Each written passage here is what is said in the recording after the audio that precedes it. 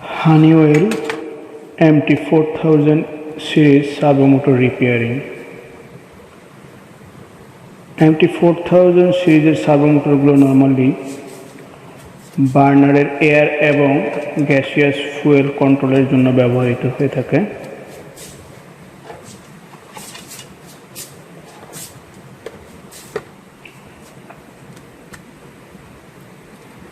এই সার্ভোমোটরগুলো সাধারণত লো এবং মিডিয়াম ক্যাপাসিটির বার্নারে ব্যবহৃত হয়। সার্ভোমোটর মূলত এয়ার ড্যাম্পার এবং গ্যাস ভালভ কন্ট্রোলিংয়ের জন্য ব্যবহার হয়ে থাকে। এই সার্ভোমোটরের দুইটি পার্ট রয়েছে। দুইটি পার্টের একটি হচ্ছে ক্যামশ্যাফট, যাতে 5টি ক্যাম রয়েছে, এবং অন্যটি হচ্ছে গিয়ার মোটর।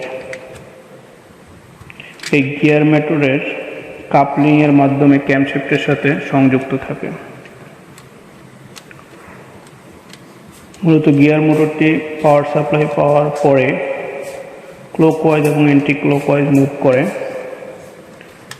যা ক্যামশ্যাফটকে সেটিং অনুযায়ী একটি নির্দিষ্ট প্লেসে নিয়ে বন্ধ করে, এবং এই ক্যামশ্যাফটের সেটিং অনুযায়ী গ্যাস এবং এয়ারের ভালভ ক্লোজ এবং ওপেন হয়।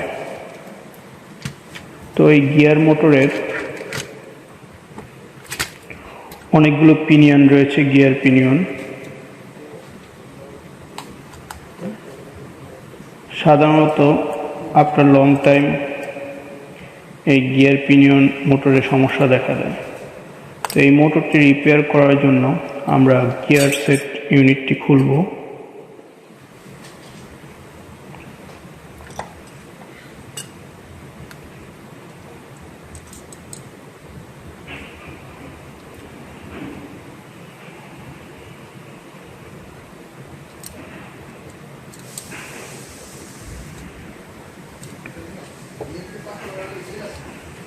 সার্ভোমোটর সাধারণত ইউজ করা হয় স্ট্যান্টার মেশিন, টায়ার মেশিন, বয়লার, যেখানে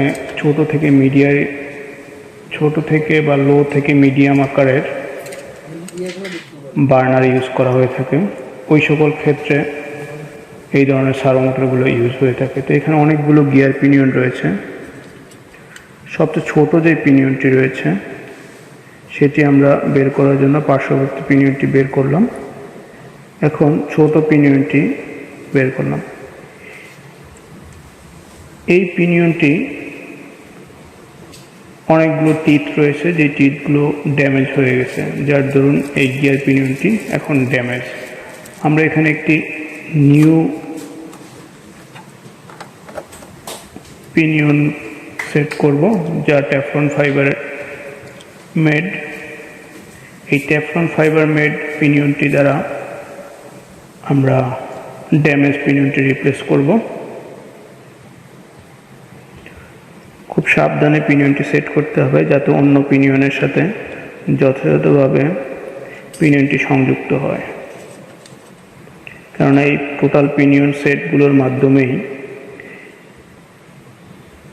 ক্যামশ্যাফট নিয়ন্ত্রিত হয়ে থাকে, যার দ্বারা এয়ার এবং গ্যাস ভালভ কন্ট্রোলিংয়ের মাধ্যমে বার্নার লো ফায়ার থেকে হাই ফায়ার এবং হাই ফায়ার থেকে লো ফায়ারে আসে।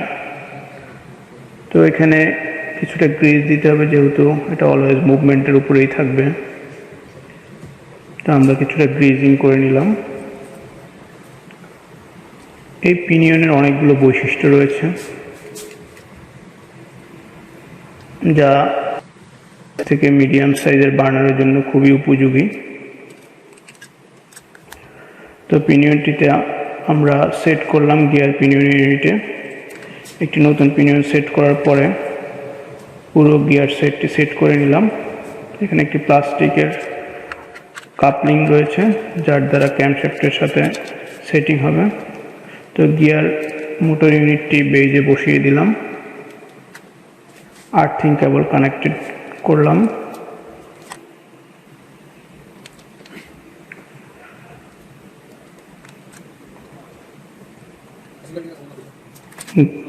গিয়ার মোটর ইউনিটটি বেজের সাথে দুইটি স্ক্রুর মাধ্যমে সংযুক্ত রয়েছে, যার একটিতে আর্থিং কানেক্টেড রয়েছে। এখন ক্যামশ্যাফটটি গিয়ার মোটরের সাথে সেট করে স্ক্রু আপ করে নিলাম।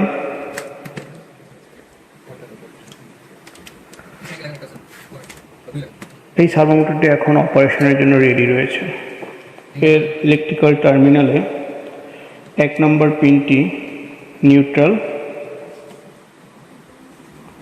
1 নম্বর আমরা নিউট্রাল কানেক্ট করব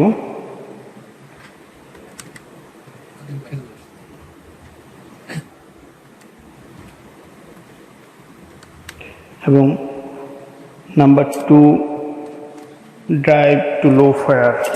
দ্যাটস মিন বার্নারকে লো ফায়ার পজিশনে নেওয়ার জন্য টার্মিনাল 2 ইউজ করা হয়ে থাকে। যখন টার্মিনাল 2তে পাওয়ার আপ হবে তখন ক্যামশ্যাফটটি ক্লকওয়াইজ ঘুরতে থাকবে।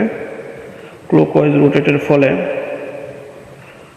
বার্নারটি লো ফায়ার পজিশনে আসবে, তার মানে গ্যাস বা ভালভ এবং এয়ার ভালভ ক্লোজ পজিশনের কাছাকাছি চলে আসবে, যেটা আমরা ক্যামশ্যাফটে যে অ্যাঙ্গেল সেট করব ওই অ্যাঙ্গেল অনুযায়ী। আমরা দেখতেই পাচ্ছি ক্যামশ্যাফটগুলো ক্লকওয়াইজ ঘুরতেছে।